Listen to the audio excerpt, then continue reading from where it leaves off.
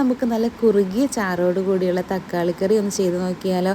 എൻ്റെ 1.5 വയസ്സുകാരിക്ക് പോലും ഒരുപാട് ഇഷ്ടമുള്ള റെസിപ്പിയാണ് കേട്ടോ ഇത്. ചോറിൻ്റെ കൂടെ ചപ്പാത്തിയുടെ കൂടെ ഒക്കെ കഴിക്കാം കേട്ടോ. അതിന് വേണ്ടിയിട്ടൊരു ചെറിയ കഷ്ണം ഇഞ്ചി, ഒരു സവോള ചെറുതായിട്ട് അരിഞ്ഞത്, കുറച്ച് വെളുത്തുള്ളി കഷ്ണങ്ങളാക്കിയത് എടുത്ത് വെച്ചിട്ടുണ്ട്. ഇവിടെ ഒരു പാൻ ചൂടാക്കി ഞാനിതിലേക്ക് തേങ്ങയാണ് കേട്ടോ ചേർത്ത് കൊടുത്തേക്കുന്നത്. ഈ കറി പെട്ടെന്ന് ഉണ്ടാക്കാൻ എളുപ്പത്തിന് വേണ്ടിയിട്ട് നമ്മൾ തേങ്ങ ഓൾറെഡി വറുത്ത് ഫ്രിഡ്ജിൽ വെച്ചതാണ്.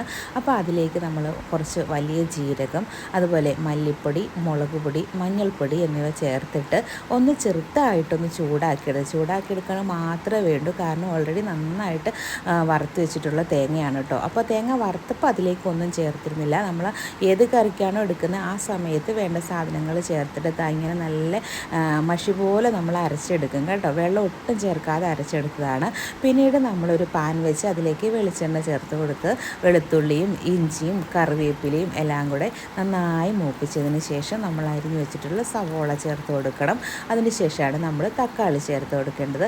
സവോളയ്ക്ക് പകരം ഉള്ളി വേണമെങ്കിൽ ഉള്ളിയും ചേർക്കാം കേട്ടോ. ഞാനിവിടെ ഒരു മീഡിയം സൈസ് സവോളയാണ് എടുത്തിരിക്കുന്നത്. അത് ഒരുവിധം നന്നായിട്ട് വഴന്നതിന് ശേഷമാണ് ഞാനിവിടെ ഉപ്പ് ചേർത്ത് കൊടുക്കുന്നത്. ഈ സമയം വേണമെങ്കിൽ ഒരു നുള്ള് മഞ്ഞൾപ്പൊടി കൂടി ഇതിലേക്ക് ആഡ് ചെയ്ത് കൊടുക്കാം. നമ്മൾ ഓൾറെഡി വറുത്തരച്ചപ്പോൾ അതിൽ മഞ്ഞൾപ്പൊടി ചേർത്തിട്ടുണ്ട്. അതിനുശേഷം നമ്മൾ അരിഞ്ഞു വെച്ചിട്ടുള്ള ഒരു മീഡിയം സൈസിലുള്ള തക്കാളിയാണ് കേട്ടോ. മീഡിയം വലുപ്പത്തിലാണ് ഞാൻ അരിഞ്ഞിരിക്കുന്നത്. അതുകൂടി ചേർത്ത് നന്നായിട്ട് വഴന്ന് വന്നിരുമ്പോൾ നമ്മുടെ തേങ്ങയുടെ വറുത്ത് വെച്ചിരുന്ന തേങ്ങയുണ്ടല്ലോ അരച്ചത്, ആ ഒരു അരപ്പും കൂടെ ചേർത്ത് ഒഴിച്ചതിന് ശേഷം നമ്മൾ ഇവിടെ ഒരു ചെറിയ നാരങ്ങ വലുപ്പത്തിലുള്ള പുളി, വാളംപുളി വെള്ളത്തിലിട്ടിരുന്നു. അതുകൂടെ പിഴിഞ്ഞൊഴിച്ച് കഴിയുമ്പോൾ നമ്മുടെ കറി ഇവിടെ റെഡിയായി കിട്ടും കേട്ടോ. നല്ല ടേസ്റ്റിയാണ് ഇത്. ഞാനിവിടെ എരിവ് കുറച്ചാണ് ഉണ്ടാക്കിയത്. കാരണം ഞാൻ പറഞ്ഞില്ല, എൻ്റെ കുഞ്ഞുവാവയ്ക്ക് വരെ ഇഷ്ടമായതുകൊണ്ട് അവൾക്ക് എരിവ് കഴിക്കാൻ പറ്റില്ലല്ലോ. 1.5 വയസ്സേ ഉള്ളൂ. അപ്പോൾ ഞാനിവിടെ കാശ്മീരി മുളക് പൊടിയാണ് ചേർത്തേക്കണേ. ഇതിലേക്ക് എരിവ് കൂടുതൽ വേണമെന്നുള്ളവർക്ക് സാധാ മുളക് പൊടിയും അതുപോലെ പച്ചമുളകും കൂടെ ചേർത്തിട്ട് ഉണ്ടാക്കാം കേട്ടോ. ഇതിപ്പോൾ എല്ലാവരും വീട്ടിൽ ട്രൈ ചെയ്യുന്നതാണ് എങ്കിൽ നമ്മൾക്ക് ഓൾറെഡി തേങ്ങ വറുത്ത് വെച്ചേക്കുന്നതുകൊണ്ട് ഒരു 5 മിനിറ്റ് കൊണ്ട് തന്നെ ഇത് ഉണ്ടാക്കിയെടുക്കാൻ പറ്റും. ഇങ്ങനെ നമുക്ക് സമയമുള്ള സമയത്ത് തേങ്ങ ചിരകി വറുത്ത് വെക്കുകയാണെങ്കിൽ ഏതൊരു കറിക്കും അല്ലെങ്കിൽ തീയലുണ്ടാക്കാനും അടിപൊളിയായിരിക്കും കേട്ടോ.